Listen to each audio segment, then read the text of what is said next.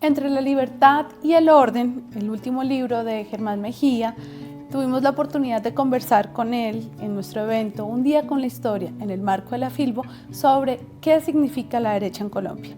Germán hace un trazado histórico para poder comprender cuál y cómo ha sido la historia de la derecha en Colombia, explorando cómo este espectro político ha marcado las decisiones políticas del país desde el siglo XX hasta el presente.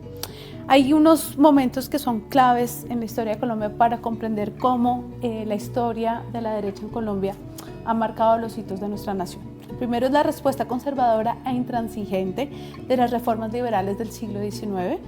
La segunda sería la Constitución de 1886 y particularmente la presidencia de Miguel Antonio Caro, que no ha sido tan estudiada ni tan investigada como otras presidencias o como la presidencia de Rafael Núñez. El tercero es el asesinato de Rafael Uribe Uribe, el régimen de Gustavo Rojas Pinilla, el Frente Nacional, el auge paramilitar y la seguridad democrática de Álvaro Uribe Vélez y finalmente las reformas emergentes de lo que hoy en día llamamos la nueva derecha, que hoy en día tiene tanta contemporaneidad y tanta relevancia en el discurso político. Hay cierta continuidad y transformación desde la idea de la derecha y desde las ideas y las políticas conservadoras que se ha dado a lo largo de la historia de Colombia. Y básicamente hay unos rasgos ideológicos que son fundamentales para entender la derecha, como la propiedad privada, la autoridad, la religión católica y la tradición, que han permanecido en la cultura política colombiana, pero que también han tenido la posibilidad de adaptarse a diferentes contextos sociales y políticos para poder dar respuesta casi que urgente a las coyunturas que el país ha vivido. Muchos de los ejemplos que podríamos ver es casi el asesinato de Jorge Eliezer Gaitán. Entonces, de alguna manera, este libro es muy interesante porque hace toda una trazabilidad, trata de comprender, y creo que hay una pregunta subyacente que es fundamental para aproximarnos a este libro, y es si el ethos de la cultura política colombiana es de derecha o si es conservadora. Y de alguna manera eso nos permite hacer muchas reflexiones de nuestra construcción política y cultural. Para cerrar, Germán nos deja unas preguntas abiertas que son parte de las preguntas que tuvimos a lo largo de esta conversación con él, y son los siguientes interrogantes. ¿Qué significa decir que Colombia es un país de derecha? ¿Cómo se ha redefinido las derechas a lo largo del tiempo? Y finalmente, ¿qué implicaciones tiene su papel hoy en una época marcada por el populismo, la polarización y la crisis institucional que estamos viviendo? Muy invitados a participar en esta conversación y, por supuesto, a leer el libro de Germán Mejía. Buenas noches. Los he saludado con buenos días, buenas tardes y ahora buenas noches. Muchísimas gracias por estar acá. Ya Germán, pues con él vamos a cerrar esta maravillosa jornada que hemos tenido hoy, nuestro evento Un día con la historia. Hemos tenido magníficas conversaciones, exposiciones con historiadores, con filósofos que nos han dejado más preguntas que respuestas, y hemos podido conversar sobre el legado de la hispanidad de nuestra cultura, sobre los desafíos de las nuevas tecnologías, tanto en el cuerpo como en la forma en la que contamos y narramos y construimos el pensamiento histórico. Y bueno, y también tuvimos una maravillosa charla sobre el cuerpo. Y vamos a cerrar con Germán Mejía y presentar su último libro, Entre la libertad y el orden, una historia de la derecha en Colombia. Antes de que pasarte la palabra, Germán Mejía Pavoni es licenciado en Filosofía y Letras con especialización en Historia por la Pontificia Universidad Javeriana y doctor en Historia de América Latina por la Universidad de Miami. Es decano académico de la Facultad de Ciencias Sociales. Fui, honradamente. Sí, yo recuerdo. Fue decano académico de la Facultad de Ciencias Sociales de la Javeriana, director del Archivo Histórico, profesor titular de la Pontificia Universidad Javeriana y profesor honorario de la Universidad Nacional. Miembro fundador de la Academia de Historia de Bogotá y miembro correspondiente de la Academia Colombiana de Historia. ha sido director del Departamento de Historia y de la Maestría en Historia de la Universidad Javeriana, asistente del vicerrector académico de la misma universidad, director del Archivo de Bogotá y asesor del Ministerio de Cultura para la conmemoración del Bicentenario de la Independencia. Entre sus publicaciones más recientes se encuentran Colombia, una historia concisa, escrita en colaboración con Michael La Rosa, y La ciudad de los conquistadores, historia de Bogotá, 1536 y 1604. Así que, Germán, muchísimas gracias por estar acá. Ya, bueno, no quiero comenzar con una pequeña, muy pequeña explicación, y es yo qué hago con una historia de la derecha, ¿no? Todo mi campo de trabajo ha sido otro, ha sido la historia de la ciudad, la historia del urbanismo, las historias de Bogotá, pero fue una invitación que me hicieron, una especie de reto que me colocaron y dijeron, listo, yo le hago, fue que me tomó 3 años hacer esto, pero quedé contento. No sé si el libro es bueno o no es bueno, eso lo dirán ustedes, pero fue la oportunidad de mirar la historia del país desde una esquina que nunca ha sido visitada, pero de la que todo el mundo habla, y más en los últimos años. O sea, porque hay un gobierno que se dice de izquierda, la derecha se reactiva, y el libro va a responder, no esa pregunta, pero sí las posibilidades de entender lo que puede ser la derecha, y es lo que brevemente voy a tratar de contarles ahora. Y el tema plantea una especial problema, un asunto que de entrada se volvía muy difícil, y es ¿de qué hablamos cuando hablamos de derecha? Es una palabra, es de esas palabras que uno define con los dedos. La derecha es como algo así, porque todo el mundo sabe qué significa, pero nadie es capaz de decidir qué es. Y es una de las grandes dificultades, porque derecha puede resultar siendo cualquier cosa, que no sea izquierda, pero casi que plantea ningún problema. Y una de las dificultades grandes para el libro fue precisamente determinar qué iba a entender por derecha para poder hacer una historia de ello. Porque si no, terminaba haciendo o un libro de filosofía política, de lo que yo no soy capaz de hacer, por supuesto, o una retaíla de defensa o de la izquierda o de la derecha, lo que a mí no me interesa y que no hubiera hecho de ninguna manera. Luego, dedicarle tiempo a tratar de entender qué es la derecha sí fue importante. Y al poderlo resolver, ya como que la perspectiva para historiar el país se abrió, y ya les contaré cuáles fueron las decisiones de investigación y narrativas que van a estar a lo largo del libro. Hoy en día la derecha se volvió un lugar central. Casi todos los días se está hablando con él porque hay una reacción, casi que en todo Occidente, en América Latina, por supuesto, por el péndulo. Cuando gira el péndulo hacia la izquierda, se reactivan todas las derechas. Y cuando se reactiva, que es lo que está pasando ahora, hacia la derecha, pues se reactivan las críticas del otro lado. Y hoy en día, uno de los aspectos más interesantes es que ante el agotamiento del enemigo de toda la vida en el siglo XX de la derecha, el populismo. O sea, ante la desaparición del populismo como el gran problema, la pregunta que empieza a quedar es, ¿cuál es entonces el gran problema?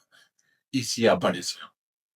Yo creo que hay un libro que se ha difundido mucho, de un escritor que ha estado en el país y que lo ha visitado con cierta frecuencia, y el, el,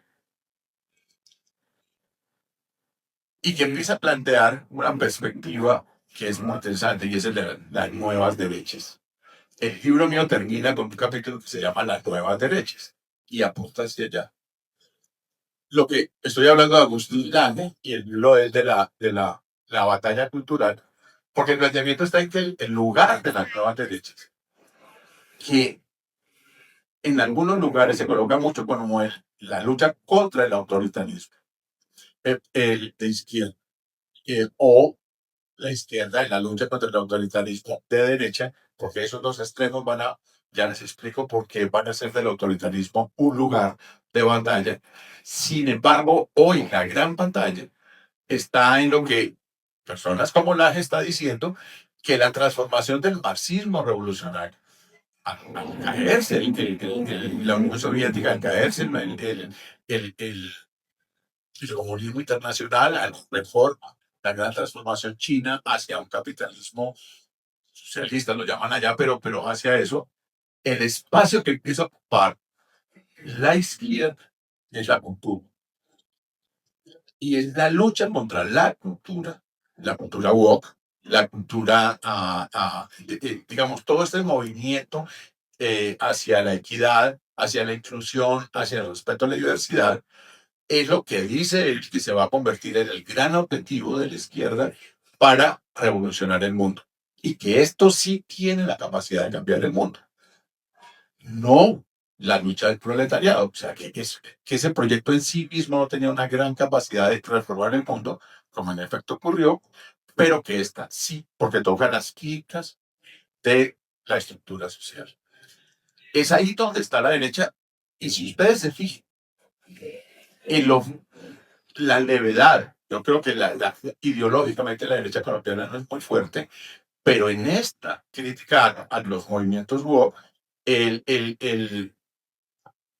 sí empieza a plantear un lugar de combate a lo que plantean por el otro lado como el, el progresismo o estas estructuras de izquierda. Eso hace que, es mi opinión por lo menos, que el tema sea muy vigente hoy en día. Y es vigente porque se está planteando un campo de batalla en el que los principios de equidad, de inclusión y diversidad empiezan a estar fuertemente cuestionados desde la derecha. Y ese va a ser el lugar de batalla. ¿Cuáles van a ser las respuestas desde el otro lado? Pues veremos qué está pasando ahí, pero hay ahí un fenómeno. Bien, en este campo de batalla que se está planteando en estos momentos, yo encuentro que sobrevive los aspectos centrales de algo que pudiéramos denominar la derecha. Y es de derecha. Los temas actuales son esos temas no existían hace 40 años. Pero ¿qué es lo que hay de común entre finales del siglo XIX, mediados del siglo XX y comienzos del siglo XXI?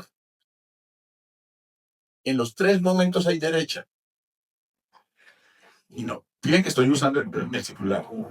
Ahora hablaré de los plural, de la derecha en plural, pero en estos momentos lo hablo en singular porque creo que hay un elemento transversal que en la crítica hoy en día, por ejemplo, a la diversidad o a todos los movimientos de inclusión, nos lleva a los planteamientos de finales del siglo XIX que no tenían nada que ver con esto.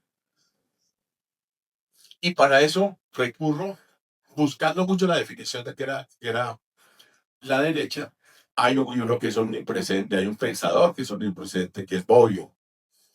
Y es el planteamiento de Bobbio sobre qué es la derecha, lo que yo creo que no solo está citado por todo el mundo, sino que le apunta a algo que es central. Hay dos maneras de responder con base en el manualcito de que es la derecha de Norberto Bobbio, y es la desigualdad como una manera de responder.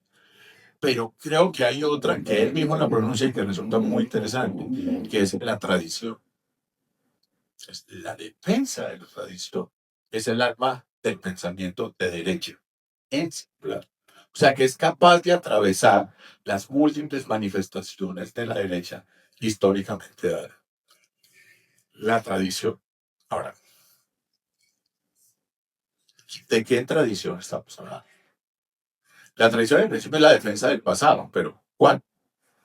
Y es precisamente la tradición que se propone mantener vigente,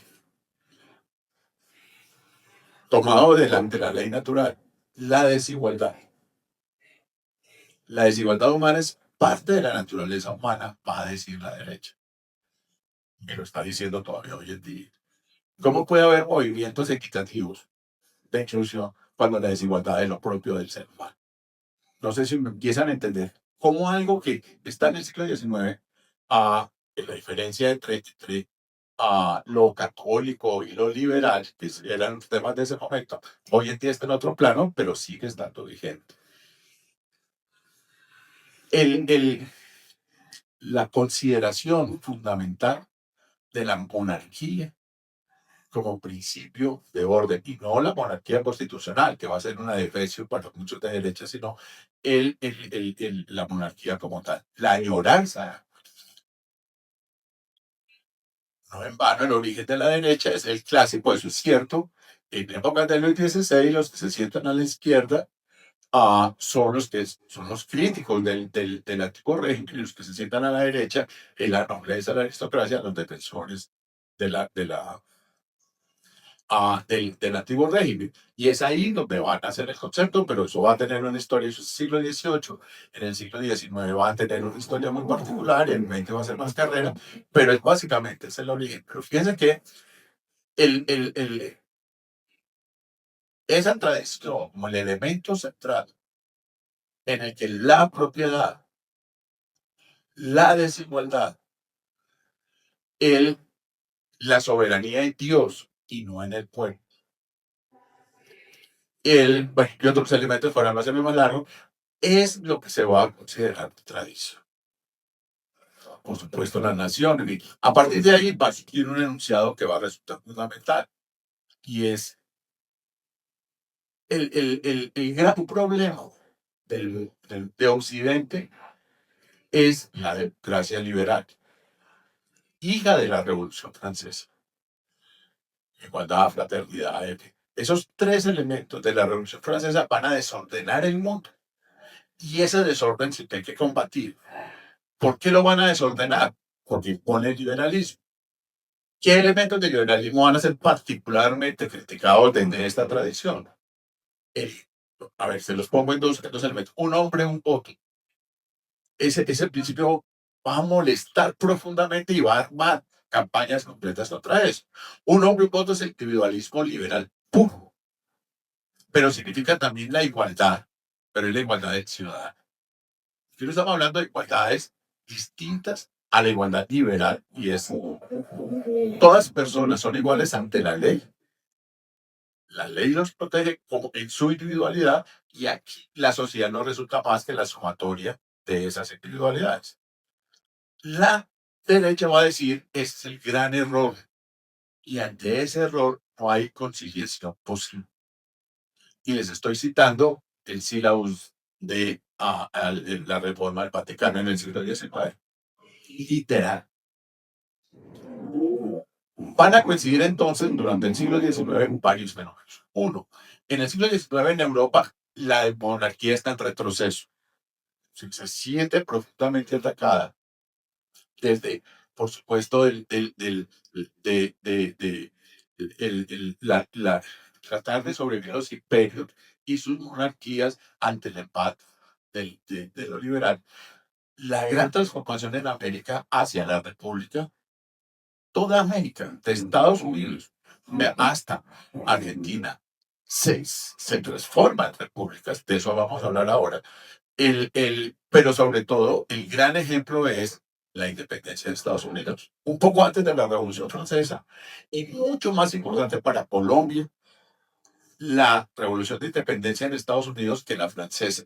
La francesa va a generar miedo, un profundo miedo entre nosotros. De hecho, la palabra democracia no es bien recibida en Colombia y en Hispanoamérica a comienzos del siglo XIX. Se va a hablar de república, no de democracia. Ahora hablamos por qué.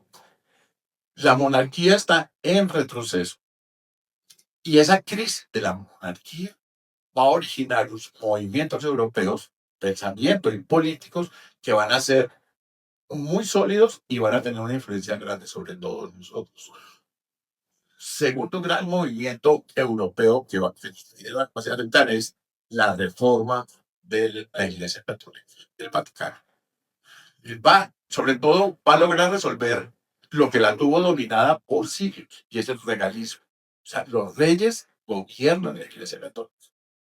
Eso es España del siglo XVI, perdón, desde Trento hasta el siglo XIX. Y el Vaticano se logra sacudir, en estas crisis de la monarquía, se logra sacudir el control que tenían los imperios sobre ellos.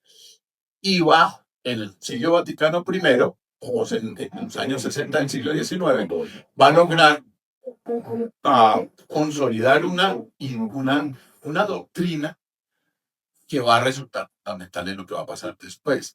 Y es el de más allá de los montes. Los montes son los límites, los Alpes que separan a Europa de Italia.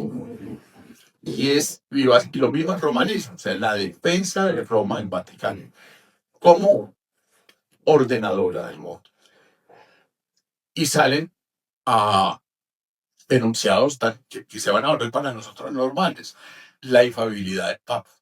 Eso es del Vaticano primero. Eso no es viejo. La infabilidad del Papa es relativamente nueva, como dogma. Entonces, ¿cómo puede discutir uno con un Papa si el Papa siempre tiene la razón? Porque sí, porque es revelación de Dios. Entonces, la gran reforma de la iglesia es que ella se explica a sí misma por sí misma. Porque Dios dijo que la iglesia es superior, la iglesia es superior. Pero tiene la fuerza de entender que es lo que va a hacer nuevo en el siglo XIX. En fin, todos esos elementos van a dar lugar a algo que podríamos llamar la derecha tal como la entendemos de manera contemporánea. Por eso la derecha fundamentalmente es una crítica al liberalismo, a la democracia, y a los dos los considera como errores políticos que no pueden ser tolerados.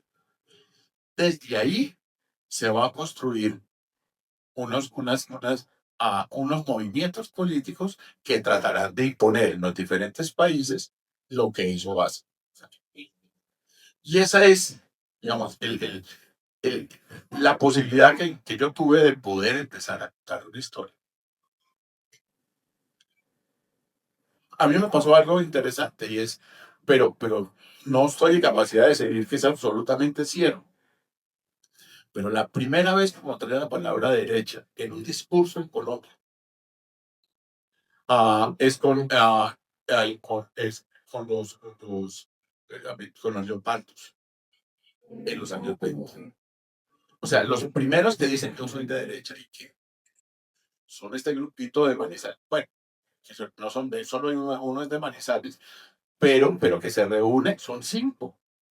Y ellos lo dicen uno de ellos, Moreno, lo dice en una de las novelas que se llama Los Leopardos. Dice los leopardos éramos 5. En efecto, eran 5. Pero tiene una capacidad de mover la política de este país por 30 años increíble. Pues el primer movimiento de derecha que yo encuentro.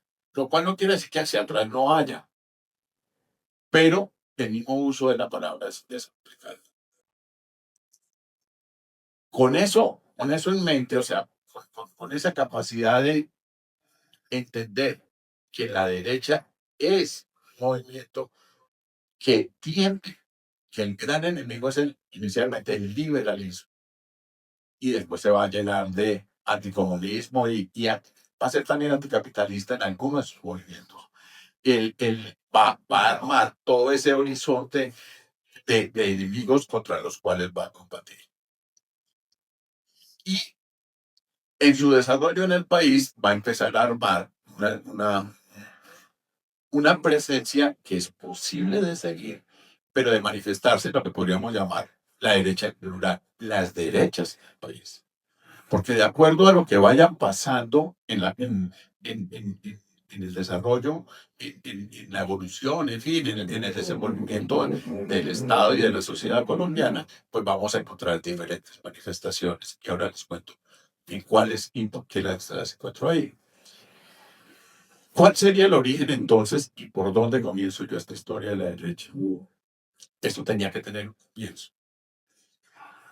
Y el comienzo no puede ser contado en la derecha, tiene que ser contado en el liberalismo.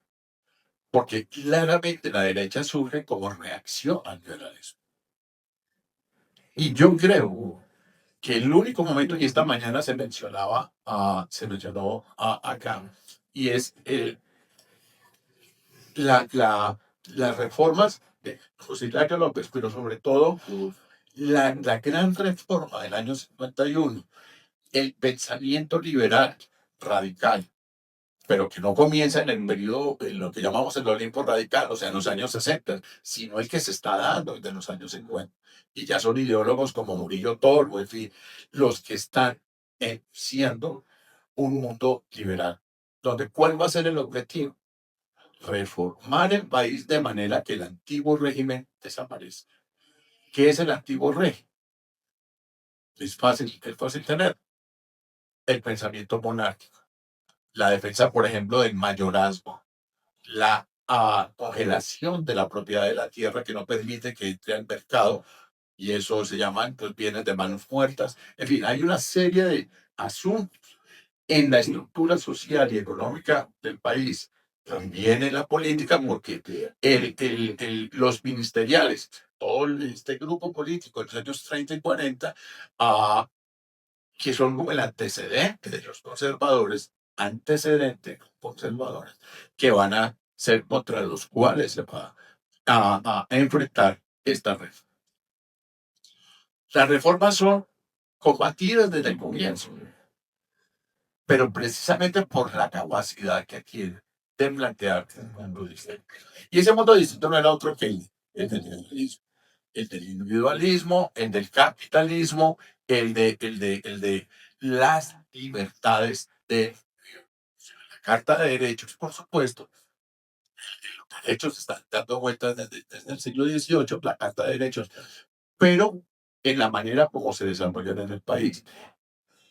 Para hacer el cuento cortico, es la libertad de enseñanza. El problema de la libertad de enseñanza es el control que tenía la Iglesia Católica de la enseñanza. La libertad de movimiento, las restricciones de poder pasar de una provincia a otra que existía, es la necesidad de pasaportes para comunicarse por otro lado dentro del país, la libertad de imprenta, que va a ser uno de los grandes asuntos, bueno, hasta el día de hoy. El, el, la, la, la, la, la, ya les dije, bueno, la libertad de enseñanza, la libertad de imprenta, la supresión de los títulos universitarios, la aprobación del divorcio y del matrimonio no católico. O sea, se empezaron a tocar unas cifras, unos puntos en estas reformas que van a motivar la gran reacción.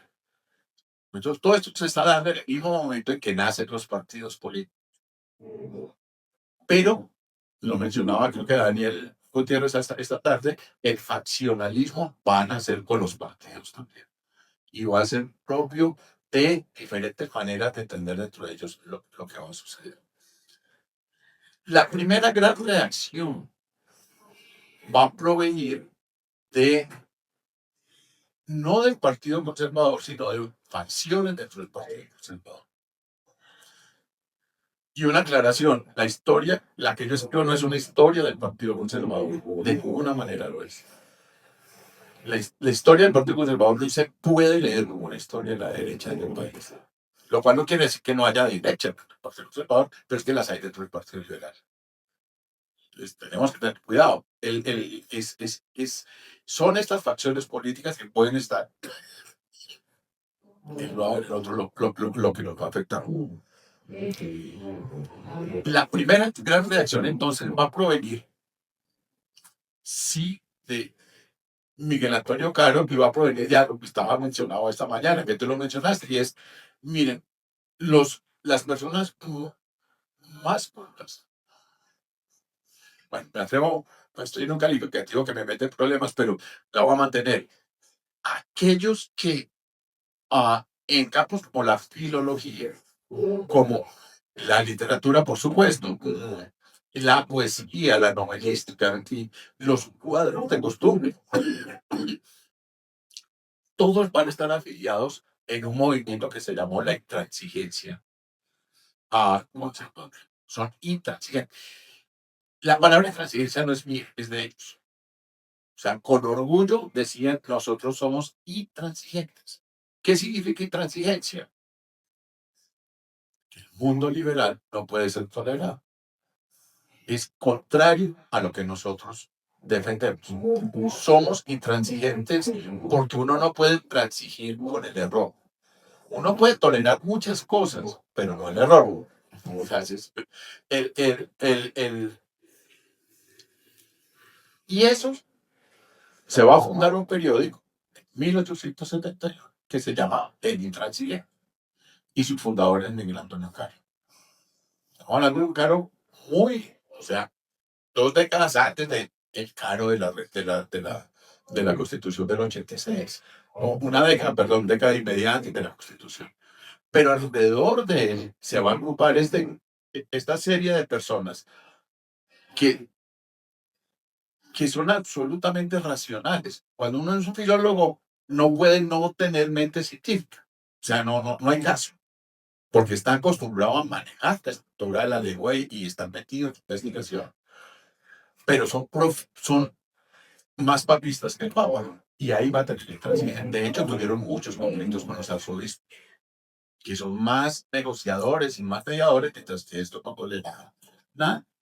Es ahí donde uno puede empezar a leer lo que significa la tradición. Porque el español, el castellano, es tradición pura. Y se unen dos tradiciones en ese momento. La defensa de lo católico, pero la defensa de lo católico en el Vaticano, no de una iglesia nacional, sino la submeditación del Estado colombiano al Vaticano. Porque la soberanía no puede estar en el pueblo, si no serían liberales. Si yo soy de derecha, la soberanía tiene que estar de derecha en nuestros países y no puede estar en otro lado. Luego, la tradición es larga.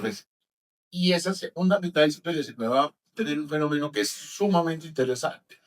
Y es las sociabilidades políticas que se empiezan a armar en un mundo está moviéndose y las personas se están moviendo por muchas partes del país andino y que es fundador de pueblos.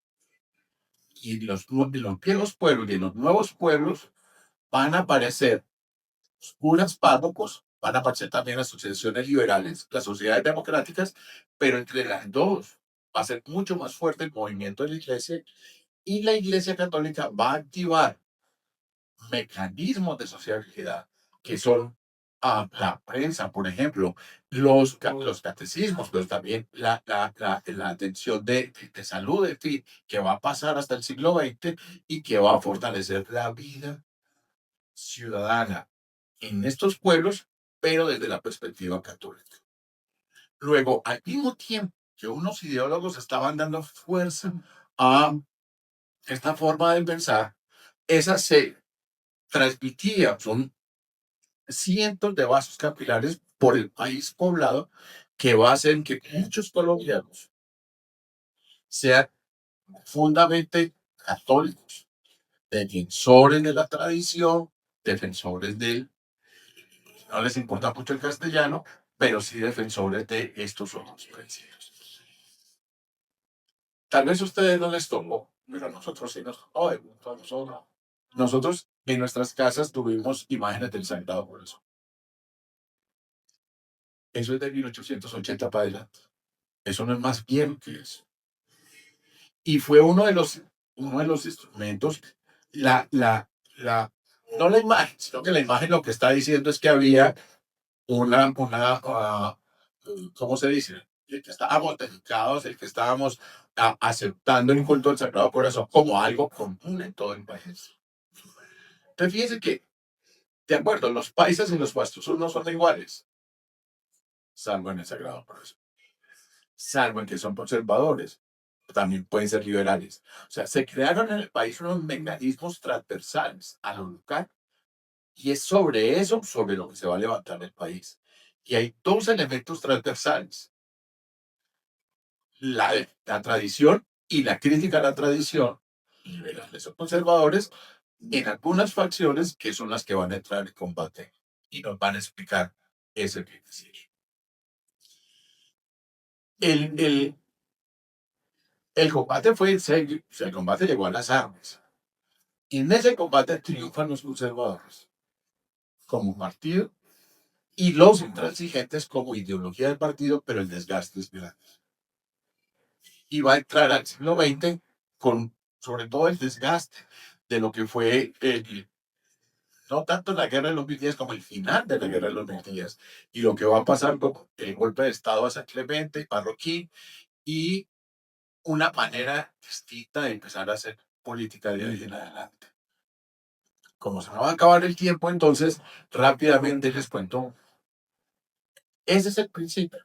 Ahí es donde me empieza a ver ya la derecha funcionando en el país, que es muy activa, que esa intransigencia no va a desaparecer, pero se va a cambiar.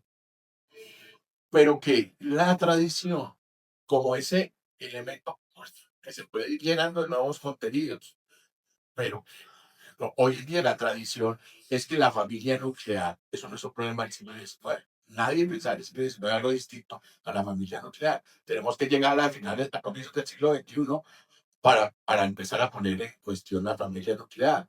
Luego, hoy en día defendemos la familia nuclear, o sea, defendemos todos los movimientos de la familia. Puede ser algo distinto, la O parental, la O parental, bueno, ese tipo de cosas que es lo que hoy estamos discutiendo, es lo que es tradición, porque la tradición es la familia, tal y como venía del pasado para acá. No sé si me con eso. Eso sí, pero anda otro forma. Entonces, cómo se dio una historia la derecha, pero vista desde momentos coyunturales, o sea, en momentos en que la derecha se manifestó de maneras particulares. La estrategia narrativa fue examinar acción, porque es muy difícil contarla como un continuo, porque no fui capaz de hacerlo de esa manera. Está bien. Eh, y tampoco desde, les decía al comienzo, tampoco desde el pensamiento de derecha, porque se me volvía texto de filosofía política y no me interesaba. Entonces la estrategia fue más bien decidir unos momentos para leer cómo en ese momento la derecha funciona. Todos los capítulos del libro tienen una fecha. Hay un orden cronológico, lo hay, pero la continuidad no está dado en que se comenzó por el año 1860 y después en el 61, 62, sino que pega saltos. Y en los saltos se va hacia atrás o hacia adelante, de acuerdo a lo que la naturaleza, lo que el tema y la coyuntura estaba exigiendo.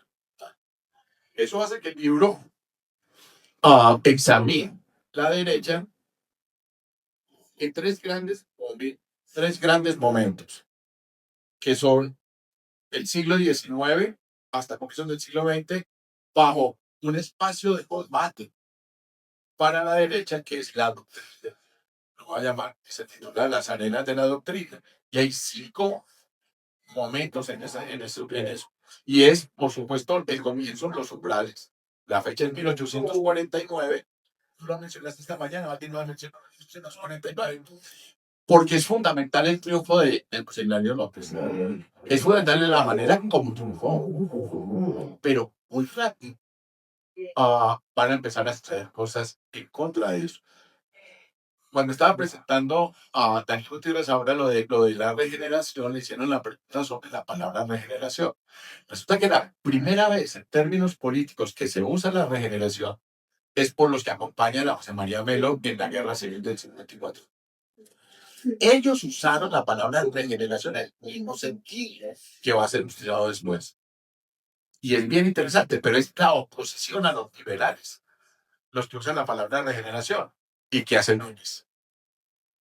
Cuando rompe con los radicales, va a usar la palabra regeneración precisamente en el mismo sentido.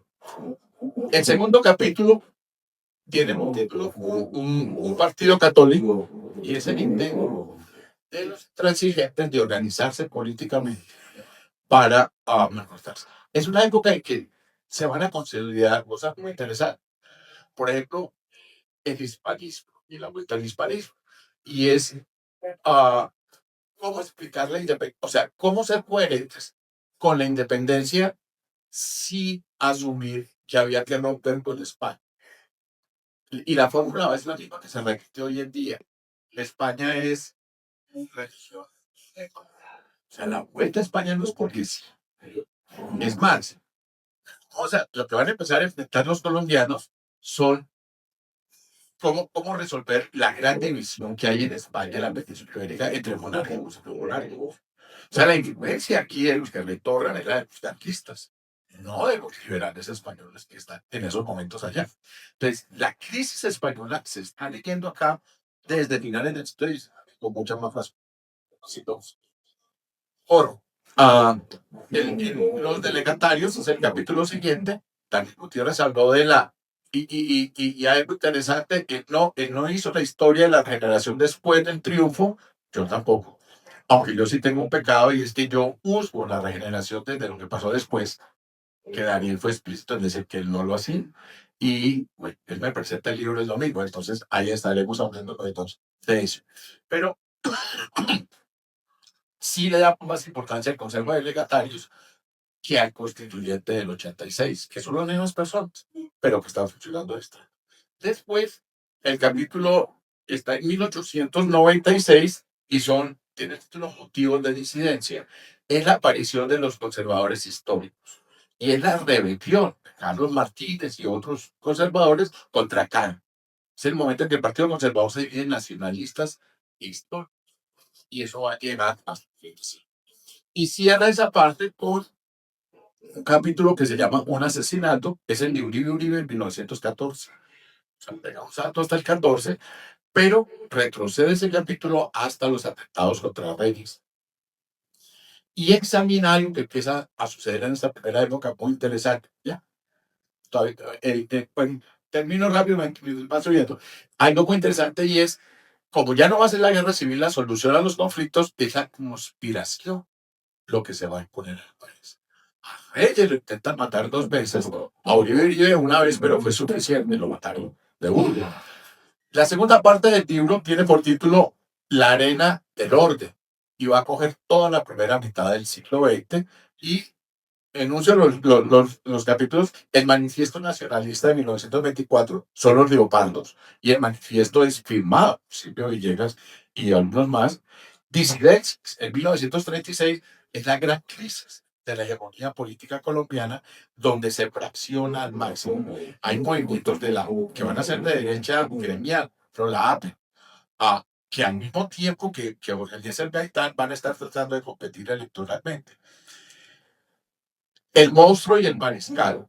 Es un capítulo dedicado. El monstruo es Laureano, pero el mariscal es Alzate Avendaño.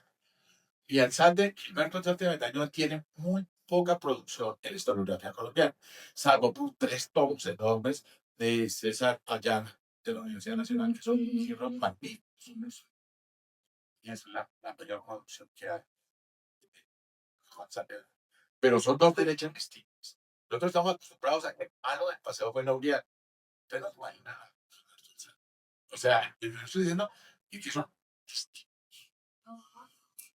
Laureano nunca salió de un conservatismo de derecha, pero Gilberto Alzate tuvo una derecha radical. Los dos alzaron el brazo. Y de eso hay prueba fotográfica, eso no hay ningún problema. Pero está que hay lo que detrás de alzar el brazo. Y detrás, bueno, ya me hace la, entonces no alcanzo a contar. Lo que sí les quiero decir es que más que el fascismo, el nazismo aquí realmente, la dirigencia colombiana no, aún hubo nazistas acá, por supuesto. Pero en los partidos y en la dirigencia nacional no hubo nazistas, aunque a veces alzaron la mano, pero lo alzaron por los italianos, por los machistas, no por los nazistas. Pero ninguno de los dos, ni Laureano y sus seguidores, ni Gilberto y sus seguidores, pudieron ser fachos en el sentido literal de la palabra por los problemas con la Iglesia Católica. Los alemanes, por supuesto, de entrada. O sea, no podían ser racistas. ¿Por qué? Porque es que la Iglesia no podía estar sometida al partido político. Es muy claro. Pero ambos sí siguieron lo que estaba pasando en Portugal, con Oliveira y el corporativismo portugués, que va a ser muy interesante. Y en lo cual la Iglesia Católica y en particular la Compañía de Jesús va a ser una gran defensora en el país de los años 40. Es muy importante. Y termino ese capítulo, esa segunda parte con Cristilandia, que es la posición de Félix, es un famosa referencia de Félix Restrepo, que es el rector de la Javeriana, había sido, cuando produce la conferencia ya no es el rector de la Javeriana, pero es un cine de la utopía de Moro y la coloca en términos de un proyecto católico que después va a estar muy presente en movimientos políticos europeos como la socialdemocracia, o en fin, que si el centro corporativista si quiere plantear una tercera vía. Y termino con un capítulo que se llama Escenarios, en 1955, que es cuando se rompe, de nuevo, se llega hasta el golpe de Estado de Rojas Pinilla, toda la crisis que antecede y lo que va a pasar para Pinilla. Y termino con una tercera parte, que es la arena de la seguridad, que es el mundo en el que estamos hoy en día. Comienzo con una crónica necesaria, 157, que es una crónica de cómo nace la ciudad. Literal, no sé, año por año, mientras es ambasada, porque todos los libros de historia se cuentan muy rápido. Aquí le dedico páginas y sobre todo usando memorias de actores y los reconstruyo. Para un capítulo que se va a llamar Una democracia restringida, dice porque todo hay un politólogo, pero que es básicamente el Frente Nacional y sus problemas. Los enemigos internos, en la fecha de 1989, porque los enemigos internos para 1989 ya no es solamente el comunismo. Las FARC están vivas y leen, pero aparecen los narcos y los paras. Y este país es real. Y los paras son de derecha. Claramente de derecha. El pacto de Ranito es una proclama de derecha. De una derecha que vacía, ¿no? Pero va a identificar el Estado que nos persigue a ellos como grandes enemigos. Y termino después de, de, de ese capítulo con los dos últimos, que es El encanto de la seguridad, 2002, y las nuevas derechas. Está pasando. Y el libro termina con el plebiscito del 2016. En algún momento había que terminar, y la decisión fue en el año 16, porque con el pacto de paz, el triunfo del no va a generar una, una mitología muy interesante, y es que este país es de derecha, porque ganó el no. Lo que nunca cuentan muy rápido es que ganó por 50.000 votos, pero este país. Por lo tanto, lo que sucede en el 22 es que este país es de izquierda, porque gana la izquierda por 700 votos. O sea, ¿cómo se pierde el discurso de derecha o izquierda? Lo que electoralmente está pasando. Me porto bien. Aquí termino entonces. Eh, pues tenemos 5 minuticos pero es magnífico todo el recorrido, porque cuando estábamos conversando con Daniel Gutiérrez, quien habla como todo este proceso que nos antecede, el porqué de la regeneración, y es precisamente el único radical, las consecuencias de la Constitución de 1863, el legado de esta impronta del liberalismo radical. Pues yo pensaba, pues claro, es que las raíces, y esto yo sí lo creo, y aquí quiero, y ya voy para allá, yo sí creo que hay un espíritu liberal, sobre todo que tiene que ver con la libertad, que subyace como toda la cultura política en Colombia y que sigue presentándose, que sigue, que se transforma, pero que subyace. Sin embargo, oyendo la charla, pienso si el etos de la nacionalidad colombiana, si está realmente, y también por eso apelo y creo en el proyecto de la regeneración, independientemente de las diferencias que uno pueda tener, yo sí creo que el etos de la nacionalidad colombiana se está construyendo bajo los pilares de la lengua y del catolicismo en sus múltiples y aunque hoy en día estamos como en el momento de esta polarización donde ahorita somos un país de izquierda, pero hace 8 años éramos un país de derecha, sí me surge esta pregunta sobre el etos y, y te pregunto si, ¿qué piensas sobre ese etos? Y la segunda pregunta, como para que la englobes en esta respuesta, es esos mitos fundacionales en donde construimos figuras como Bolívar, que es de derecha, y donde Santander entra como este hombre de las libertades individuales y que también, en vez de generar unas posibilidades de reconciliación ideológica, en este caso generan divisiones. Y creo que esto permanece en la historia hasta el día de hoy. Un poco con lo que cerraste con el no, ¿no? Sí, yo creo que eh, lo de electos es una maravilla. Y yo uso el concepto, es muy bravo usarlo porque vamos a ver muy bien qué están lidiando con electos, pero sí. Pero la respuesta de estos colombianos está en la capacidad que se tuvo de hacer llegar hasta el municipio más lejano precisamente estos principios. ¿Qué sería? Qué pena. El Sagrado Corazón, por Claro, por que ejemplo, eso está en el etos, pero es que está en el etos colgando, que es como la estampita de San Ignacio detrás de todas las puertas de todas las casas de Colombia, para que no entrara el diablo. Eso tiene una capacidad enorme, pero que tiene implicaciones políticas también terribles. Se me va la fecha en estos momentos, creo que es 1900, no, no, está asociado a 1902, pero por eso un poquito después.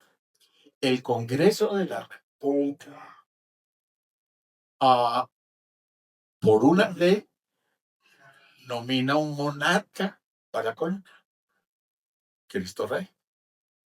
Es que es por ley. O sea, yo sé que estoy jugando con las palabras y un poquito, pero no quiero ser irónico ni mucho menos. Pero la República Colombiana formula que es un rey. Es Cristo. ¿Pero qué significa eso? Por ejemplo, que todos los años el presidente reactiva hasta la Constitución del 91, no, hasta sí, la renovación. Pero eso va a significar, entonces, que el rol de la educación lo tiene la iglesia. Pero eso va a significar que todo, por ejemplo, los dispensarios de este país están asociados a la iglesia católica. O sea, esto significa muchas cosas, que va a hacer que el netos precisamente vaya a estar afincado sí sobre el castellano, pero digamos, pero el castellano oculto va a estar en las grandes ciudades. En todos los municipios hay un profesor de español, por supuesto, pero sobre todo en el sistema de creencias y en la creencia de que el país necesita una autoridad mayor. Y por lo tanto, en el reto nuestro está la añoranza por la monarquía. No hago chiste con las reinas de belleza, pero sí. Es que es una añoranza de la monarquía que está en nuestro etos. Eso es lo que está detrás de estas cosas. ¿Por qué? A ver, en un sistema democrático representativo, ¿cuál es de los tres poderes, cuál es el principal en términos democráticos? El Congreso, no el Ejecutivo. La representación importante es el Congreso. Pero si hay algo, sin citar literal, pero lo voy a decir, que dice en uno de sus discursos Miguel Antonio Cari. Y ese lugar bullicioso, utiliza otros dos adjetivos que no me acuerdo en estos momentos, refiriéndose al Congreso. O sea, los congresos de la República tienen que ser evitados en beneficio de un ejecutivo fuerte. Y eso se va a sostener con más o menos durante todo el adelante y lo seguimos discutiendo hoy en día. ¿Qué es lo que uno lee todos los días en el periódico hoy en día? Un combate con el legislativo, con un desprestigio enorme del legislativo, pero nuestra decisión es si nos gusta o no nos gusta el legislativo, pero es otra cosa, no lo que está pasando con el legislativo. Pero la pregunta vale, ¿qué tenemos? Ha hecho que nosotros busquemos en el presidente El Salvador y no se regula la representación, entre otras, no tengo tiempo de explicarlo, pero uno de los grandes problemas del Frente Nacional al solucionar las matanzas entre liberales y conservadores con la paridad fue que desidionizó los partidos y por lo tanto armó las maquinarias a las empresas electorales, como se llaman, a lo que nosotros llamamos clientelismo. O sea, el clientelismo tiene fecha de fundación, 1957. Listo. Antes no había. Antes había polio del sector público. Ahora, cuando yo les digo que el presidente es el ejecutivo es el que debe manejar el país, eso incluye toda la función pública. Toda. Tiene que ser nombrada por el ejecutivo. ¿Y cuál es la pelea hoy en día que vemos también? Los deseos de controlar la función pública por el ejecutivo. Es una batalla. Entonces, estoy totalmente de acuerdo. El etos es ahí donde la derecha realmente ha fabricado. Yo creo que Colombia es un país de centro derecha. que por divisiones de la centro derecha permitió que la izquierda gobernara. Así empieza el libro. El libro empieza con datos de por qué nosotros no estamos en la derecha. Pero hagamos política. Si ustedes quieren, si la derecha se divide otra vez, el centro derecha se divide otra vez para las elecciones del año entrante, vuelve a ganar con 7 millones de votos, fue que tuvo la izquierda. Es eso. Entonces, es un simple problema de matemáticas políticas. Y es ahora, cuando los egos del centro derecha, del centro de izquierda o centro derecha, cuando los egos sean capaces de entender que si se mantienen, se dividen y por lo tanto pierden, pero que el ego es más importante. Sí, bueno, solo para ya ir cerrando, porque este tema me encanta y es precisamente ya el ejercicio per se del poder, que es que hablamos cuando hablamos del poder, que todo eso se devuelve pues, al lugar del ejecutivo. Pues uno de los análisis que hacíamos incluso hace poco con Alonso Valencia, que también es historiador, es que en los últimos años el país sí ha construido una cultura de centro derecha y es el centro el que pone los votos, y el centro no tiene ni idea qué es el que está poniendo el presidente en los últimos años. Hay dos encuestas del año 21 y del año 23 de la afiliación política de los colombianos. Son encuestas que valen lo que vale una encuesta, pero no hay por qué no creer que sea exacta, nadie dice que sea exacta. Pero esa encuesta muestra que cerca del 60% del país está entre el centro y la derecha. Hay una fracción de no sabe, no opina, que es la que marca la diferencia en las elecciones. Porque cuando sabe y opina, vota. Pero ese voto es imposible de saber cuál es. Y ese que marcó diferencia en las dos últimas elecciones. Pues yo me quedaría conversando de este tema. Es fascinante y siempre nos ilustra un poco, pues, cómo estas ideas derechas siguen como construyendo, impactando y moldeando la cultura política colombiana y seguimos un poco como en las mismas. No tocaría, no sé si de pronto quieres hacer algo de prospectiva y con eso cerramos esta conversación. Si ustedes quieren ver a alguien equivocado, es un historiador haciendo perspectivas. Por un secreto. Y es que los historiadores siempre contamos la historia desde el futuro, de lo que pasó. O sea, nosotros siempre contamos la historia desde el final de la telenovela, no desde el comienzo. Por eso nosotros podemos explicar las cosas, porque sabemos a qué terminó. Por eso no hacemos perspectiva. Porque no, o sea, esos son los científicos políticos, ellos, y dejémosles a ellos que adivinen. Pero cuando nosotros perdemos la capacidad de saber lo que pasó, no sabemos hacer historia. Y es así, digo, ¿qué historiador empieza a contar una historia sin saber el final? Ninguno. Ninguno. Entonces, no. Hice una herejía. Muchísimas gracias, Germán. Y muchísimas gracias a todos ustedes por acompañarnos. A ti porque nos acompañaste también desde la mañana.